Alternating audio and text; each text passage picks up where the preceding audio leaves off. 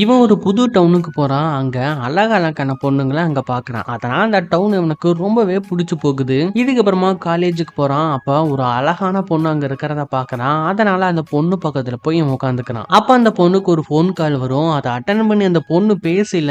அந்த பொண்ணோட வாய்ஸ் மேல் வாய்ஸ்ல இருக்கு. அத பார்த்து இவன் ரொம்பவே ஷாக் ஆகுறான். அப்ப அந்த பொண்ணு கிட்ட பேசுறான். அவளுடைய ஃப்ரெண்டோட வாய்ஸும் மேல் வாய்ஸ்ல தான் இருக்கு. அது மட்டும் இல்லாம அவங்க கிளாஸ்ல இருக்க எல்லா பொண்ணுங்க வாய்ஸும் மேல் வாய்ஸ்ல தான் இருக்கு. இன்க்ளூடிங் அவனுக்கு வர ஸ்டாஃப் உட்பட. அதனால பயந்து கிளாஸை விட்டு வெளியே போறான். அப்பா அவன் பாக்குற பொண்ணுங்க எல்லாமே மேல் வயசுல தான் பேசிக்கிட்டு இருக்காங்க.